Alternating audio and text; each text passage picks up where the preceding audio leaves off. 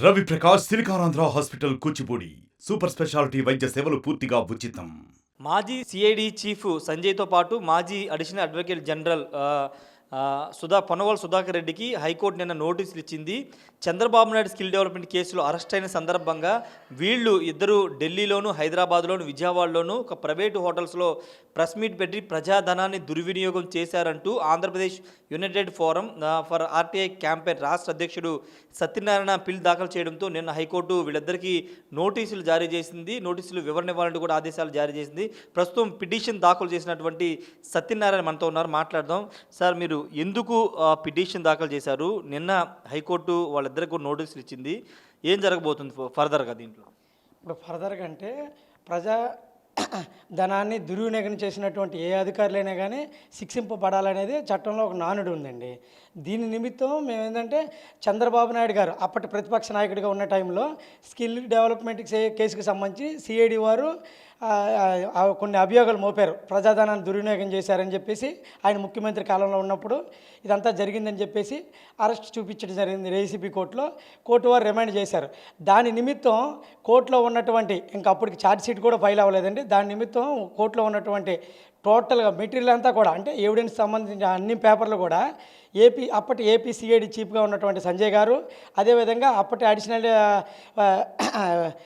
Advocate జనరల్గా ఉన్నటువంటి పొన్నవాళ్ళ సుధాకర్ రెడ్డి గారు ఈయన్ని బదనాం చేద్దాం అంటే ఎవరి ఆదేశాలతో అనేది చెప్పక్కర్లేదు, అప్పటి గవర్నమెంట్ ఒక ఆదేశాలు ఇచ్చినట్టు ఉంది కాబట్టి ఈయన ఏదో విధంగా బదనాం చేద్దామనే ఉద్దేశంతో ఏపీలో ఉన్నటువంటి అమరావతిలో, విజయవాడలో, అదేవిధంగా తెలంగాణ రాష్ట్ర రాజధాని హైదరాబాద్లో, అదేవిధంగా దేశ రాజధాని న్యూఢిల్లీలో ప్రెస్ మీట్లు పెట్టడం జరిగింది.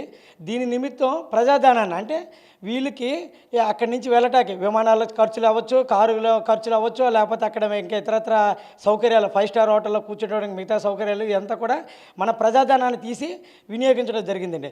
దీని నిమిత్తం చంద్రబాబు నాయుడు గారు ఏదైతే తప్పు చేశారని చెప్పి మీరు స్కిల్ డెవలప్మెంట్ కేసులో అరెస్ట్ చేయించారో అదేవిధంగా మీరు కూడా ప్రజాధనాన్ని దుర్వినియోగం చేసి మీరు పబ్లిక్గా ప్రెస్ మీట్లు ఎలా పెడతారు, దాంట్లో 5 స్టార్ హోటల్లో ఎట్లా కూర్చుంటారని నేను దాని నిమిత్తం ఏపీ గవర్నర్ గారికి ఒక రిప్రజెంటేషన్ ఇచ్చానండి.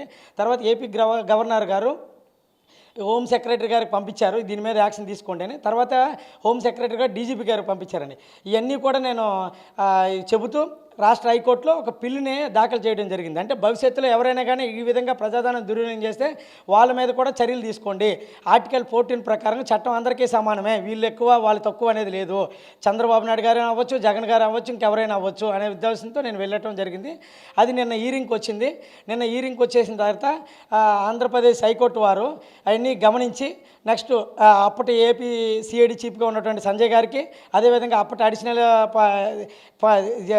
అడ్వకేట్ జనరల్గా ఉన్నటువంటి పొన్నవాళ్ళ సుధాకర్ రెడ్డి గారికి నోటీసులు ఇవ్వడం జరిగింది. అదేవిధంగా అప్పటి రాష్ట్ర ప్రభుత్వాన్ని బాధ్యం చేశాను కాబట్టి అంటే లా సెక్రటరీ గారిని, అదేవిధంగా ప్రిన్సిపల్ హోమ్ సెక్రటరీ గారిని, చీఫ్ సెక్రటరీ గారిని బాధ్యులు చేశాను.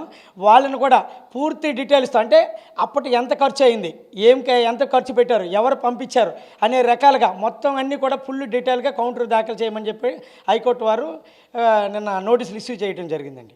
అంటే ఇప్పుడు జనరల్గా వాళ్ళు అప్పుడు ప్రభుత్వంలో ఉన్నారు కాబట్టి వాళ్ళు సొంతంగా ప్రెస్ మీట్ పెట్టే అవకాశం లేదు. వెనకాల ఎవరైనా ప్రోద్బలంతోనో ఎవరైనా చెప్తేనో చేసి ఉంటారని మీరు అనుకుంటున్నారా? ఒకవేళ వాళ్ళ బ్యాక్గ్రౌండ్లో ఎవరున్నారు ఉంటే వాళ్ళకు కూడా కోర్టు నోటీసులు ఇచ్చే అవకాశం ఉందా? తప్పకుండానండి. దీని మీద సమగ్ర విచారణ అయితే జరగాల్సిందేనండి. బ్యాక్గ్రౌండ్లో ఎవరున్నారంటే అప్పటి సీఎంఓ కార్యదర్శి కూడా ఢిల్లీలో అశోక్ హోటల్లో 5 స్టార్ హోటల్లో కనిపించడం జరిగిందండి. అదేవిధంగా అక్కడ ధనుంజయ్ గారు కూడా ప్రోద్బలం ఉందని చెప్పేసి అన్నారండి. వీళ్ళందరూ ఎవరంటే అప్పటి సీఎం జగన్మోహన్ రెడ్డి గారు ప్రోద్బలంతోనే జరిగిందనేది క్లియర్ కట్గా అందరికీ తెలిసిన విషయం. అయితే ఇప్పుడు ఏంటంటే విచారణలో అన్నీ బయటికి రావాలా. ఎందుకంటే సిఐడి చీఫ్గా ఉన్నటువంటి సంజయ్ గారు పబ్లిక్ సర్వెంట్, ఆయన ఒక ఐపీఎస్ అధికారి, ఆయనకి నిబంధనలు తెలియవంటారా? అదేవిధంగా పొన్నవాళ్ళు సుధాకర్ రెడ్డి గారు అడిషనల్ డైరెక్టర్ అడ్వకేట్ జనరల్గా ఉన్నటువంటి ఆయనకి నియమ నిబంధనలు తెలియదు అంటారా? అంటే వాళ్ళందరికీ తెలుసు ప్రజాధనాన్ని వేతనంగా పొందేటప్పుడు అన్ని విషయాలు వాళ్ళకి తెలుసండి. కానీ వాళ్ళ అడిషనల్ అడ్వకేట్ జనరల్గా ఉన్నటువంటి వ్యక్తికి, ఐపీఎస్ అధికారిగా పనిచేస్తున్నటువంటి వ్యక్తికి వాళ్ళకి నిబంధనలు తెలియవంటాక లేదు. ఎవరో చెప్తే చేశారంటే అప్పటి రాష్ట్ర ప్రభుత్వం క్లియర్ కట్గా చేసింది బదనాం చేయమని. అదేవిధంగా వీళ్ళకి డైరెక్ట్గా ప్రెస్ మీట్లు పెట్టి బదనాం చేయాల్సిన అవసరం లేదండి. కోర్టులో ఉన్నటువంటి మెటీరియల్ అందరూ కూడా బయటకు బయటకు తీసుకొచ్చి మీడియాకి ఇవ్వాల్సిన అవసరంలా. కేసు ఫైల్ అయింది, అరెస్ట్ చూపించారని రాయటం వరకే జరుగుతుంది. కానీ మీడియా వాళ్ళు ఇవన్నీ కూడా బ్యానర్లు కొట్టి లేకపోతే లైవ్లో మొత్తం డిస్ట్రిబ్యూట్ చేసేసి స్క్రీన్ తెరలు పెట్టి అన్నీ చేసి లెక్కలంటే మాత్రం కంపల్సరీగా ఇదంతా కూడా ప్రజాధన దుర్వినియోగం కింద బదనాం చేయటమేనండి.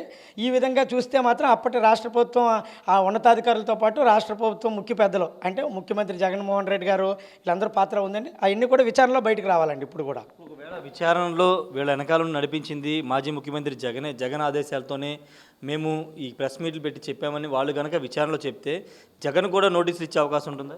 తప్పకుండానండి ఇచ్చే అవకాశం ఉండిద్దండి. దాని నిమిత్తం మేము పోరాడతాం కూడా. ఎందుకంటే చట్టం అందరికీ సమానం అనేటప్పుడు వాళ్ళు ముఖ్యమంత్రిగా ఉండేటప్పుడు రాష్ట్ర ప్రభుత్వం తరపున పనిచేయాలి తప్పితే వ్యక్తిగత కక్షల కోసం కాదండి. రాజ్యాంగం మీద ప్రమాణం చేసేటప్పుడు మేము చట్టాన్ని అమలు పరుస్తాము, చట్టాన్ని తొంగలో తొక్కమని చెప్తారండి. కానీ ఇప్పుడు చూస్తే ప్రతి ఒక్కరూ ఎవరు అధికారంలో ఉన్నా కానీ తొంగలో తొక్కుతారు. కాకపోతే దాన్ని స్పష్టంగా మనం పబ్లిక్ తరపున కూడా ఎవరో ఒకరు, నేను బాధ్యత గల పౌరుడిగా దీన్ని కోర్టు దృష్టికి తీసుకొచ్చానండి, గవర్నర్ గారి దృష్టికి తీసుకొచ్చాను. అదేవిధంగా ఎవరైనా కానీ ఈ విధంగా చేయాలా, అప్పటి ముఖ్యమంత్రి బాధ్యత ఉన్నా లేకపోతే ఇంకెవరు ఉన్నా కానీ తప్పకుండా చర్యలు తీసుకోమని మేము కోర్టును కోరుతాము. అదేవిధంగా కోర్టు కూడా స్పందిస్తుందని మేము ఆశిస్తున్నామండి. తప్పకుండా ఒకవేళ విచారణలో వాళ్ళు నిజంగానే ప్రజాధనం దుర్వినియోగం చేశారని కనుక కోర్టు కనుక నిర్ధారించుకుంటే వాళ్ళకేమన్నా జైలు శిక్ష పడడం కానీ అలాంటివి ఏం జరిగే అవకాశం ఉందా? తప్పదండి. మరి చంద్రబాబు నాయుడు గారు ముఖ్యమంత్రి కాలంలో పనిచేసేటప్పుడు ప్రజాధనం దుర్వినియోగం చేశారనే పెట్టారండి. 100 కోట్లు పెట్టనండి, 1000 కోట్లు పెట్టనండి, లేకపోతే 100 రూపాయలు పెట్టనండి. ప్రజాధనం అంటే దుర్వినియోగం కదా. మరి అదే కేసులో మరి అప్పటి సిఐడి చీఫ్ గారు కానీ లేకపోతే additional advocate general Sudhakar Reddy గారు కానీ మరి చేసింది ఏంటంటే ప్రజాధనం దుర్వినియోగం. అంటే ప్రజాధనం దుర్వినియోగం చేస్తే కంపల్సరీగా శిక్షలు ఉంటాయండి. దాని నిమిత్తమే నేను చర్యలు తీసుకోమని చెప్పాను. దీని నిమిత్తం వీళ్ళని ఎవరు పంపించారంటే వీళ్ళిద్దరూ పబ్లిక్ సర్వెంట్గా ఉండేటప్పుడు వీళ్ళు ప్రజాధనాన్ని వేతనంగా పొందేటప్పుడు వీళ్ళు వెళ్ళటానికి రైట్ లేదండి. సర్వీస్ నిబంధనలు ఒప్పుకోవు. కానీ ప్రభుత్వం ప్రమేయం ఉంది కాబట్టి ప్రభుత్వ అధికారులు కూడా చట్ట ప్రకారం శిక్షార్హులేనండి. దాని నిమిత్తం కోర్టు వారు చర్యలు తీసుకుంటారు డ్యామ్ షూర్గా. అంటే సుమారుగా అంటే అశోక్ హోటల్లో లేకపోతే ఇంకొక హోటల్లో పెద్ద స్టార్ హోటల్లో పెట్టారు కదా, వాటికి సంబంధించిన వివరాలు ఏమైనా మీరు కోర్టుకు కానీ ఇవ్వడం జరిగిందా? ఇంత ప్రజాధనం దుర్వినియోగం చేశారు, ఇన్ని కోట్లు ప్రజాధనం దుర్వినియోగం చేసి ప్రెస్ మీట్లు పెట్టారని ఏమన్నా ఆ డీటెయిల్స్ ఏమైనా కోర్టుకి ఇవ్వడం జరిగిందా? దాని నిమిత్తం మేము అప్పటి సిఐడి వాళ్ళని అదేవిధంగా డీజీపీ గారిని మేము గవర్నర్ గారిని వీళ్ళందరికీ కూడా రైట్ ఇన్ఫర్మేషన్ యాక్ట్ కింద అప్లికేషన్ ఫైల్ చేశామండి. ఎంత ఖర్చు అయింది ఇవన్నీ కూడా మాకు ఇవ్వండి. అదేవిధంగా హైకోర్టులో కూడా మేము చెప్పడం జరిగింది. హైకోర్టు కూడా రైట్ టు ఇన్ఫర్మేషన్ యాక్ట్ కింద అడగండి, అవన్నీ డీటెయిల్స్ పెట్టండి అంటే ఇప్పటి వరకు మాకు ఆ డీటెయిల్స్ ఇవ్వాల. చాలా గోప్యత పాటించారండి సిఐడి వారు కానీ వీళ్ళు కానీ. ఎందుకంటే గోప్యత పాటించారు. వాళ్ళందరూ ప్రజాధనం దుర్వినియోగం చేసినట్టు చెబితే రేపు పొద్దున్న వాళ్ళు శిక్షకు అర్హులు అవుతారు కాబట్టి అవన్నీ కూడా దాచారు. అయితే ఏదైనా కానీ దాస్తే కోర్టు దగ్గర దాగవు కదండి. అవన్నీ వారి జేబుల్లో డబ్బులు కాదు కదా, ప్రజల డబ్బు కాబట్టి ప్రజలకు చేరాల్సిందే. ఇవన్నీ కూడా కోర్టులో వస్తాయి. ఎందుకంటే వాళ్ళు పబ్లిక్గా మీటింగులు పెట్టారు, పబ్లిక్గా వాళ్ళు పబ్లిక్ డొమైన్లో మొత్తం ఖర్చు అంతా క్లియర్ కట్గా చూపించారు.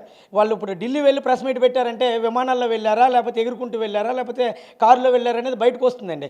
వాళ్ళ సొంత డబ్బులతో అయితే కాదు కదా, వాళ్ళ సొంత డబ్బులతో పెట్టాల్సిన అవసరం అయితే అక్కడ లేదు వ్యవహారం. క్లియర్ కట్ పబ్లిక్ మనీ, అందువల్ల ఎవిడెన్స్లు క్లియర్ కట్గా ఉన్నాయి కాబట్టి వాళ్ళు ఏం చెప్తారంటే మేము పెట్టలేదని చెప్పలేరండి, పెట్టామని చెప్తారు. వాళ్ళకి పెట్టాల్సిన అయితే అధికారం అయితే లేదు. ఈ విషయంలో ప్రతి కేసుకి అలాగే పెడుతున్నారంటే ఎక్కడ పెట్టలేదు కాబట్టి వాళ్ళు దొరికిపోతారు. ఇంకొకటి ఏంటంటే నేను ఆ టైంలో పిల్లిగాని వేయకుండా ఉంటే ఆ టైంలో గవర్నర్ గారు రిప్రజెంటేటివ్ ఇవ్వకపోతే అప్పటి అడిషనల్ అది పొన్నవల్లి సుధాకర్ రెడ్డి గారు ఏదైతే అడ్వకేట్ జనరల్గా ఉన్నారో ఆయన కంపల్సరీగా చెప్పారు ఆస్ట్రేలియా వెళ్తాను, అమెరికా వెళ్తాను, అక్కడ కూడా నేను చెప్తాను చంద్రబాబు నాయుడు చేసినటువంటి దుర్మార్గాలన్నీ బయటపడతానని క్లియర్ కట్గా అంతకుముందు చెప్పడం జరిగింది. అందుకని అంటే వీళ్ళు ఎక్కడికి వెళ్ళినా ప్రజాధనం దుర్వినియోగం చేస్తారు కాబట్టి అరికట్టాలని నేను ఉద్దేశంతో ఆ రోజు వెళ్ళటం జరిగిందండి. ఇప్పుడు చర్యలు అయితే కంపల్సరీగా ఉంటాయండి, ఉండాలి కూడా. అది వాళ్ళు ఏమైనా కోర్టు ముందు హాజరయ్యే అవకాశం ఉంటుందా? ఇప్పుడు ప్రస్తుతానికి నోటీసులు ఇచ్చారు, ఫర్దర్గా కోర్టు ముందు హాజరయ్యే అవకాశం ఉంటుంది? తప్పకుండానండి కోర్టు ముందు హాజరయ్యాల్సిన అవకాశం ఉంది. సెప్టెంబర్ 25న వాళ్ళు అటెండ్ అవుతారండి. వాళ్ళ నిమిత్తం వాళ్ళ తరపున వాళ్ళ అడ్వకేట్స్ కూడా అటెండ్ అవుతారు వకాలత్ ఇచ్చి. తర్వాత కోర్టు కూడా పర్సనల్గా రమ్మంటే రావాల్సిందేనండి. అది అంటే ఫైనల్గా మీరు ఒక సామాజిక బాధ్యతతో ఈ కేసు ఫిల్ అని చెప్తున్నారు. రేపొద్దున మీకు థ్రెట్ ఉండే అవకాశం లేదా? థ్రెట్ అనేది ఉంటుందండి, అపాయం అనేది ఉంటుంది. నేను ఆ రోజు కూడా చెప్పానండి, మన ఆర్టీవీ ప్రతినిధులతో కూడా చెప్పాను. అప్పటి ప్రభుత్వం కాకపోతే ఏంటంటే తప్పుని ఎత్తి చూపించాలి కంపటి ఎప్పుడైనా కానీ తప్పుని ఎత్తి చూపించాలి. నేను ఒక బాధ్యత గల పౌరుడిగా నేను ఈ విషయాన్ని గొంతెత్తి చూపించానండి. అప్పటి ప్రభుత్వాన్ని ఇప్పటి ప్రభుత్వం ఏదైనా కానీ ఎవరికి మేము అనుకూలంగా కానీ వ్యతిరేకంగా కాదని తప్పుని ఎత్తి చూపించాను. ఎందుకంటే ప్రజాధనాన్ని దుర్వినియోగం చేయడానికి ఇప్పుడు చాలా ఇష్యూస్ ఉన్నాయండి. ప్రజావేదికను కూల్చారు, లేకపోతే జగన్ గారు ఇల్లులుగా అందులో కూడా మెటీరియల్ అంతా కూడా ప్రజాధనం, ఇట్లాంటివన్నీ అన్ని విషయాలు మేము లేవనెత్తుతాము. అపాయం అయితే ఉండిద్దండి. అపాయం ఉందని చెప్పేసి మనం ప్రజాధనాన్ని దుర్వినియోగం చేసిన విషయంలో మనం ఎలుగెత్తకపోతే ప్రాబ్లం అవుతుంది. కాబట్టి మనం ఎలుగెత్తాల్సిందే. మరి కోర్టు దృష్టికి పెట్టాలి. కోర్టు దృష్టికి పెట్టబట్టే ఇప్పుడు ఇదంతా కూడా వెలుగులోకి వచ్చిందండి. అది థ్యాంక్ యూ అండి. మొత్తంగా ఒకటే చెప్తున్నారు, ఒక సామాజిక బాధ్యతగా ఒక సామాజిక పౌరుడిగా ఈ పిల్లివేశాన్ని చెప్తూ ఉన్నారు. గతంలో ముఖ్యమంత్రిగా పనిచేసినటువంటి జగన్ ప్రోద్బలంతోనే, సీఎం అధికారుల ప్రోద్బలంతోనే మాజీ సిఐడి చీఫ్ సంజయ్తో పాటు అడిషనల్ అడ్వకేట్ జనరల్గా పనిచేసిన పొన్నవోలు సుధాకర్ రెడ్డి ప్రెస్ మీట్ పెట్టారు. వాళ్ళు ఒక పబ్లిక్ సర్వెంట్స్ కాబట్టి వాళ్ళకి ప్రెస్ మీట్ పెట్టే అర్హత లేదు. కానీ వాళ్ళు ఎవరో చెప్తే ఎవరో బ్యాక్ డోర్ నుంచి వాళ్ళకి డబ్బులు సప్లై చేస్తేనే ఈ విధంగా ప్రెస్ మీట్ పెట్టారని చెప్తున్నారు. కాబట్టి వాళ్ళకి చర్యలకి అర్హులే. కాబట్టి కోర్టు నిన్న నోటీసులు ఇచ్చింది. సెప్టెంబర్లో వాళ్ళు కోర్టు ముందు హాజరవుతామని చెప్తున్నారు. వాళ్ళ విచారణ తర్వాత వాళ్ళ వెనకాల ఉండింది ఎవరు, మాజీ ముఖ్యమంత్రి జగన్ ఉన్నారు, లేకపోతే ఇంకా అధికారులు ఎవరున్నా, వాళ్ళకు కూడా కోర్టు నోటీసులు ఇస్తుంది. విచారణ తర్వాత అన్ని విషయాలు బయటకు వస్తాయని సత్యనారాయణ అయితే చెప్తున్నారు. కెమెరా పర్సన్ విజయ్తో రాజేష్, RTV, విజయవాడ నుండి. మరిన్ని వీడియోస్ కోసం ఛానల్ ని సబ్స్క్రైబ్ చేయండి. లేటెస్ట్ అప్డేట్స్ కోసం వాట్సాప్ ఛానల్ ని ఫాలో చేయండి. అండ్ లింక్ డిస్క్రిప్షన్ లో ఉంది.